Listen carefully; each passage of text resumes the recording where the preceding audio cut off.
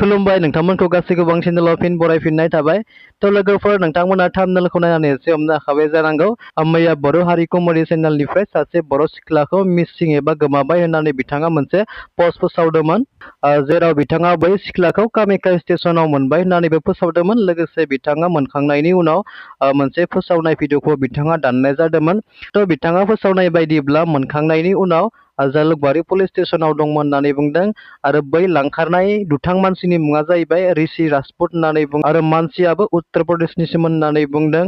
लोगोसे फोरमायनाय बायदिब्ला बै लांखारनाय मानसिया 3 लाखआव फानहैनायनि बाथ्रामोन होननानै बुंदों। आरो सिगाङावबो 3 बर' सिख्लाफोरखौ फानखांबाय होननानै मोनथिदों। आरोबाव एडभान्स 3 लाख लाबावनानै जोंनि बर' सिख्लाफोरखौ फानहैनायनि टारगेट लादोंमोन।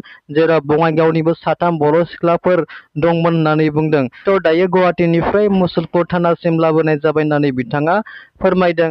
बेफोरबायदि जाथायखौ जोंनि बर' सिख्लाफोर एबा आइजोफोरा ससियेल मिडियायाव नुबायनो थायो। थेवब्लाबो जोंनि बर' सिख्लाफोरा गुबुन हारिजों सोमोन्दो थानायखौ दासिमबो गाराखै एबा गियाखै। जेराव फानहैनाय जाथाय खोनाब्लाबो गुबुन हारिजों लांखार जाब्लाबो दासिमबो जोंनि बर' सिख्लाफोर एबा आइजोफोरा गिनो रोङाखै। जेराव फानहैजानानै फैनोबो हाया, थैनोबो हाया, बेबायदि जाथायखौ जों खोनाबायनो थायो। थेवब्लाबो जोंनि बर' आइजोफोर एबा सिख्लाफोरा दासिमबो गिनोनो रोङाखै। बेफोरबायदि जाथायखौ मिन्थिखानानैबो जोंनि बर' आइजोफोरा गुबुन हारिजों मिथिया हसिया सिनाय मोनै मानसिजों दासिमबो थांफानायखौ गाराखै।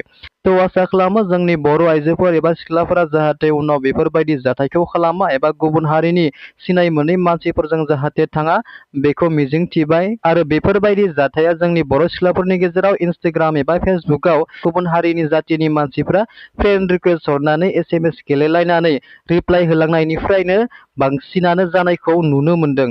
लोगोफोर दिनैनि शर्ट आपडेटआ बेनोसैमोन। नेक्स्ट भिडिअ लोगो मोनफिनगोन। गोजोन्थों।